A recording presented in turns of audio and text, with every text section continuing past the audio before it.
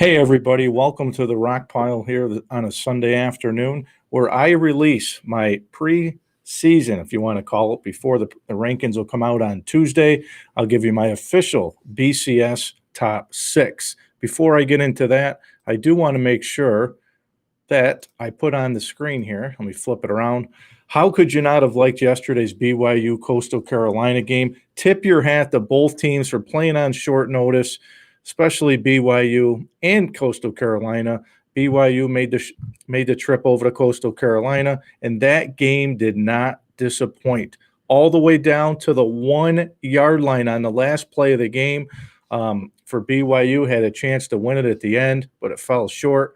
But tip your hat to both clubs, especially Coastal Carolina. If you watched that game yesterday, I myself, and I would imagine most people, would have thought that BYU, who was an 11-point favorite yesterday, I thought they would have hammered Coastal Carolina. I didn't think Coastal Carolina really had played anybody all year, and BYU really hadn't played anybody. And credit them too, because their schedule prior to COVID, they were going to be playing some good teams. Zach Wilson, the Heisman candidate, was 19 of 30 for 240 yards.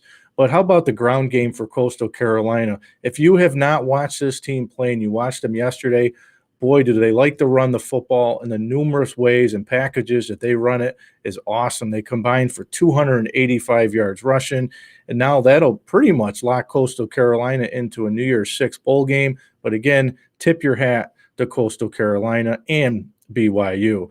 So I'm going to go to my top six, and my first team in the BCS, let me just get them up here, make sure I got everything, as I'm going with the Florida Gators. Yes, I'm going with the Florida Gators and Kyle Trask.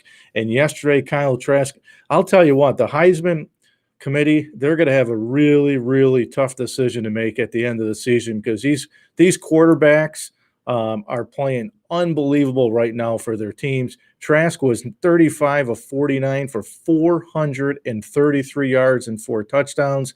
Their next game, they will play in the SEC title game against Alabama. They'll need a win to get in for sure.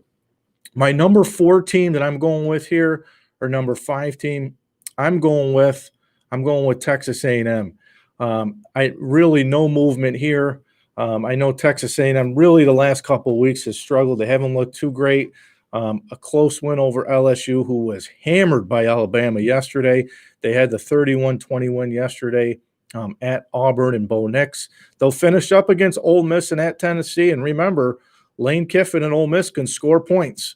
So I think they'll have their hands full with Ole Miss, and maybe Coach Kiffin's going to try to spoil the party.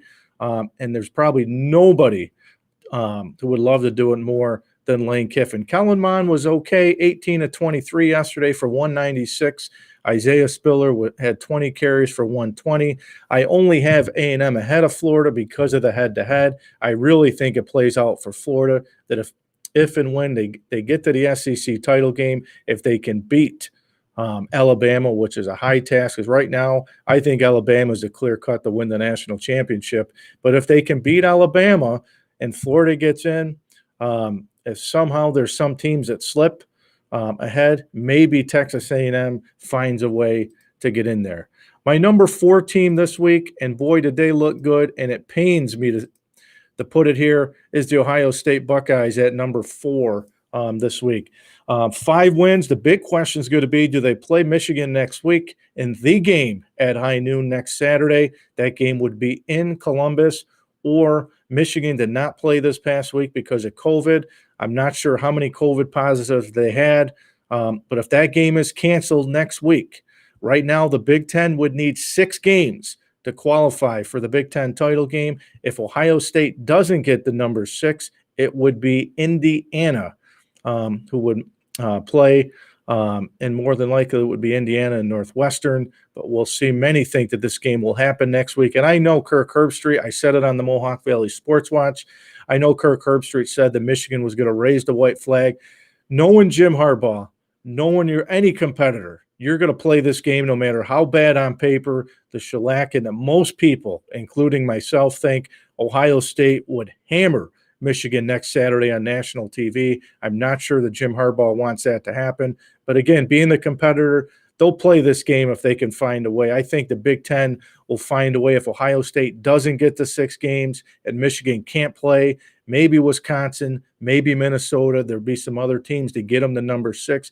There's no chance, no way the Big Ten will leave Ohio State out of the big title game. I don't see it happening. The Big Ten came back for a reason this year. They came back because they knew their best chances for a national champion was Ohio State, and I still think they find a way to get the Buckeyes into the Big Ten title game.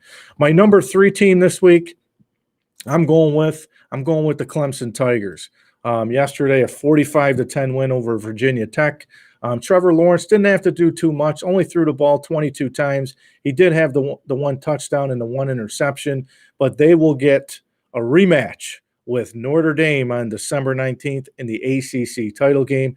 And many, including myself, think if Notre Dame loses this game to Clemson, I still think it's going to be hard to keep Notre Dame out of the top 4, being that their one best win this year is to Clemson. I know it was without Trevor Lawrence, but DJ LaLongdelay, who threw for 400 yards, Clemson didn't miss a beat, but I know Lawrence makes a big difference, and I know Clemson and Dabo Swinney will have this team ready, but Brian Kelly will have this team ready as well. That brings me to my number 2 team this week.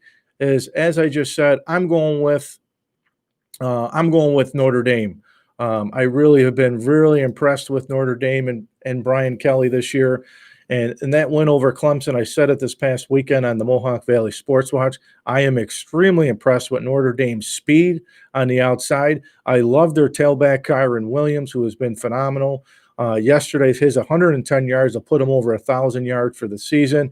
And Ian Book, who's probably the most underrated quarterback in the country, has done nothing but win games at Notre Dame. And I think that Notre Dame, when they play Clemson, I think that game's going to be a lot closer than what the experts might think. And tip your hat to Brian Kelly. 2 to 3 years ago, Brian Kelly was on the hot seat. Everybody, including myself, thought Urban Meyer would go to Notre Dame, but Brian Kelly has found a way to get this team back in the winner's circle and heading to a BCS game.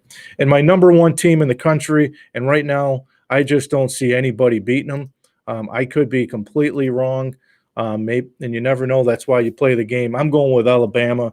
And Mac Jones, I said, the BCS and the Heisman Committee is going to have a huge uphill battle to try to pick a winner, because I think you can go with any of them. But I'll say this. Throw Devontae Smith in the mix, the wide receiver for Alabama. 8 catches, 231 yards, and 3 touchdowns yesterday in a 55-17 win against LSU. Mac Jones was phenomenal once again. He was 20 of 28. He did have 4 touchdown passes, 0 interceptions, and Najee Harris was phenomenal too, 21 carries for 145. So that will set up Alabama to play Florida in the SEC title game. If Florida beats them, and I think it's a huge task for the Gators to beat Alabama, there's no way Alabama drops out of the top 4. So Alabama, you'd get 2 SEC teams in. And then more than likely, you're going to get the winner of the ACC title game in there. But again, if Notre Dame loses that game and it's a close game, I don't think you keep the Irish out. So right now, I think your top 4 could be locks for the BCS. So I hope you enjoyed the show today, everybody. Next week, I'll release my 4 again. But again, tip your hat to BYU and Coastal Carolina for playing the game so far of college football, and 2 great stories, 2 great programs that are both well coached, but the Chanticleers will punch their ticket to a New Year's Six bowl game. Enjoy the weekend, everybody. I'll see you next Wednesday on The Rock Pile.